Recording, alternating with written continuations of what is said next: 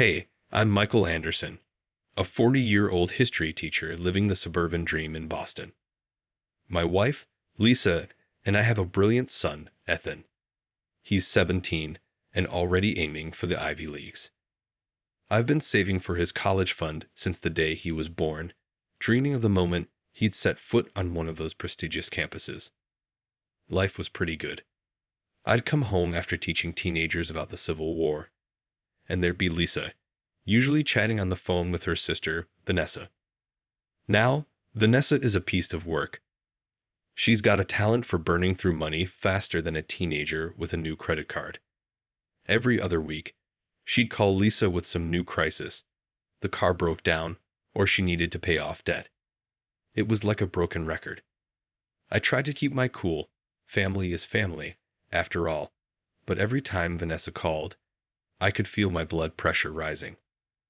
One night, I was at the kitchen table, calculator in hand, checking Ethan's college fund.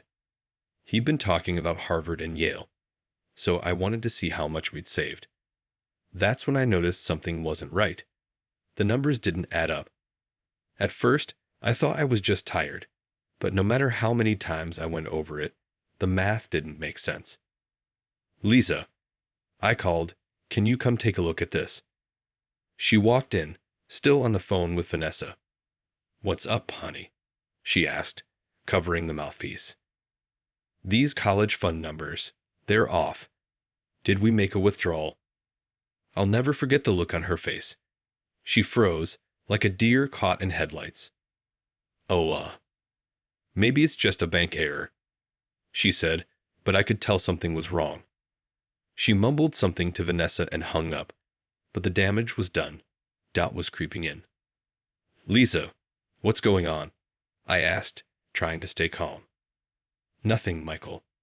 You're probably just tired. Let's look at it tomorrow. But I couldn't let it go. I stayed up half the night going through bank statements, and the deeper I dug, the worse it got. Thousands of dollars had been transferred to an account I didn't recognize. My stomach churned. This was Ethan's future we were talking about. The next morning, I confronted Lisa. I need to know what's going on with Ethan's college fund, I said, barely able to keep my voice steady. That's when she broke down, tears streaming down her face. I'm sorry, Michael. Vanessa needed help. Her daughter wanted to study abroad, and they couldn't afford it. I thought we could spare it. I felt like I'd been punched. All those years of saving, all those dreams for Ethan's future, and Lisa had just given the money away to Vanessa. But that was only the beginning.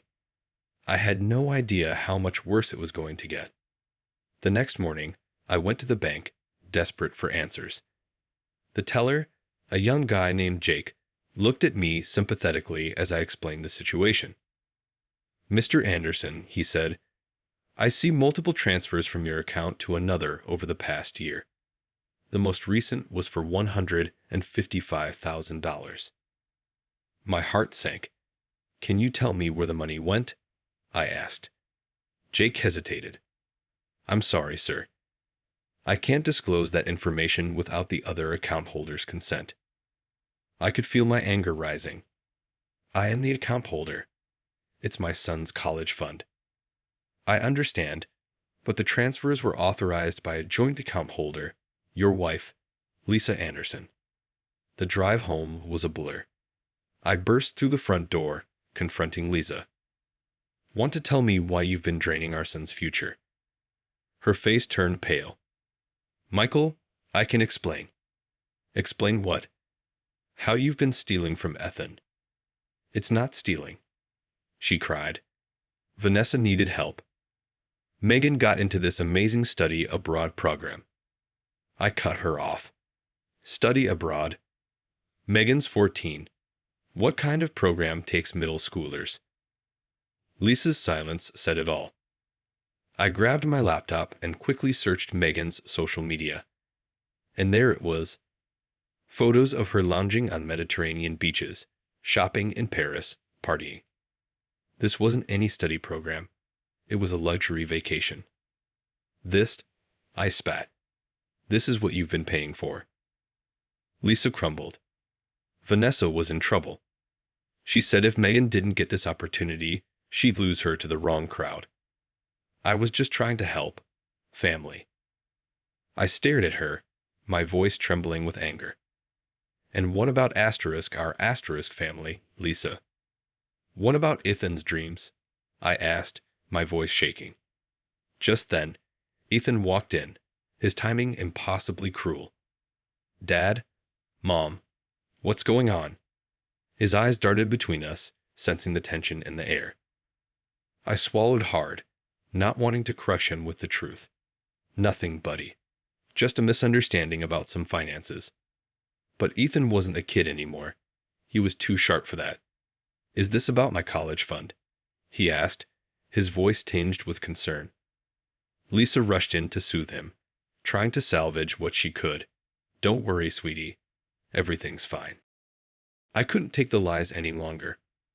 No, Ethan. It's not fine.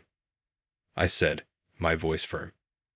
Your mother has been taking money from your college fund to help your Aunt Vanessa. Ethan's face fell, and I watched as the weight of my words hit him. What? But all my hard work, my grades, was it all for nothing? His voice cracked with the rawness of his disappointment. Lisa reached for him, but Ethan stepped back, his face pale. We'll figure it out, honey. I promise, she said, her voice shaky. But I wasn't letting it slide. How long has this been going on, Lisa? And don't lie to me. Not again. She couldn't even look at me. A few years, she admitted, her voice barely a whisper. But it started small, just a little here and there. A few years? I interrupted, feeling like the ground was falling out from beneath me. God, Lisa, what else have you been hiding? Her silence was deafening, the tension between us unbearable. Then her phone pinged on the counter. A message preview flashing across the screen. Can't wait to see you tonight. Love, David. I felt my entire world collapse. Who's David? I asked, though deep down, I already knew the answer. Lisa's face crumpled in defeat. He's just a colleague, she stammered, but I saw right through it. The late nights at the office, the secretive phone calls, the sudden interest in her appearance. It all made sense now. A colleague? I scoffed, feeling the last thread of trust snap. Is that what we're calling it now? Ethan looked between us, his confusion and hurt painfully clear. Mom, what's Dad talking about? He asked, his voice small. But Lisa couldn't answer. She stood there, tears streaming down her face as the life we had built together crumbled to dust. I turned to Ethan, my heart breaking for him. Pack a bag, son, I said softly.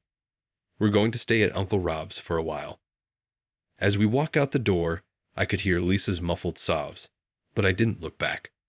The woman I thought I knew, the life I thought we had, it was all a lie. Now, I had to figure out how to pick up the pieces and build a future for my son. The next few weeks were a whirlwind. Ethan and I crashed at my brother Rob's place while I tried to get my head straight. One morning, over a cup of coffee that tasted like motor oil, Rob gave me a reality check. Mike, you can't just sit here stewing. You need a game plan. He was right. I called up my old college buddy, Steve, who'd become a hotshot divorce lawyer. Michael, buddy, I'm so sorry you're going through this. Let's meet and talk strategy. In Steve's office, surrounded by law books and the faint smell of leather, I laid it all out. So, what's our move? I asked, feeling lost. Steve leaned forward, his eyes sharp with determination. We document everything. Every transfer, every lie, every indiscretion. We build an airtight case. As we talked, my phone buzzed. It was Lisa again. I hit ignore. You need to think about Ethan's future, Steve continued. Have you considered relocating? That sparked an idea. I reached out to my old mentor, Dr. Harrison, now headmaster at Westridge Academy in Seattle. Michael, my boy, it's been too long. A position, you say? Well, as luck would have it, things were starting to fall into place, but I couldn't shake the anger. Vanessa's scam had to be exposed. So, I made an anonymous tip to the Department of Education about her so-called study abroad program. Back at Rob's, Ethan was struggling. "Dad, why can't we just go home? Maybe if we talk to Mom." I sat beside him on the worn-out couch, my heart heavy. "Son, sometimes things can't be fixed. But I promise you, your future is still bright." "But what about college?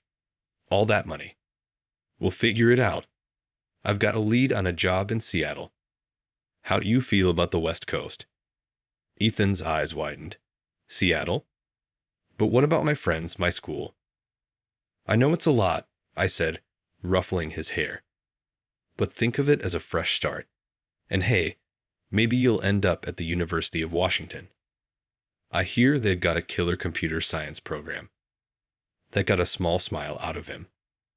The next day, I met Lisa at a neutral coffee shop. The tension between us was thick enough to cut with a knife. "Michael, please," she began, her voice pleading. "Can't we work this out? For Ethan's sake?" I took a deep breath, the pain of betrayal still fresh. "Lisa, you didn't just betray me. You betrayed our son, his future." "I was trying to help family," she said, her voice desperate. "And what about our family?" I snapped, unable to keep the bitterness out of my voice. "By the way, how's David?" Her face crumpled. "It's not what you think." "Save it. I've already talked to a lawyer. And Lisa? You might want to lawyer up too. I hear your firm's looking into some discrepancies." Her face went pale. "What? What did you do?" I stood out, tossing a few bills on the table. "What you should have done. The right thing." As I walked out, my phone pinged. It was an email from Westridge Academy, an offer for the position. Things were finally looking up. That night, as Ethan and I packed our bags, ready for our Seattle adventure, I felt a strange mix of sadness and hope. We were leaving behind a life built on lies, but heading toward a future full of possibilities. "You ready for this, kiddo?" I asked, ruffling his hair. Ethan gave me a determined nod. "Yeah, Dad. Let's do this." As we loaded up the car, I caught a glimpse of Lisa watching from across the street, tears in her eyes. But I didn't waver. The road ahead was long. For the first time in weeks, I felt like we were on the right path. The day I served Lisa with divorce papers was surreal. Her face crumpled as she read through the documents, the weight of realization dawning on her. "Michael, please, we can work this out," she pleaded. I shook my head, my resolve firm. "It's too late, Lisa. The trust is gone." As I turned to leave, her voice stopped me. "What about Ethan? He needs his mother." "No, Lisa," I countered. "He needs honesty and stability, something you haven't provided." The next few months were a whirlwind. Lisa's law firm investigated her actions, uncovering years of financial misconduct. One day, I received a call from her former colleague, Tom. "Mike, I don't know how to say this, but Lisa's been disbarred. There might be criminal charges." I felt a strange mix of vindication and sadness wash over me. "Thanks for letting me know, Tom." Meanwhile, Vanessa's world was imploding. Her fraudulent study abroad scheme had made headlines, further complicating matters. One afternoon, I overheard Ethan on the phone with his cousin, Megan. "I'm so sorry, Megan. I had no idea." "It's not your fault," Megan replied. "Are you okay?"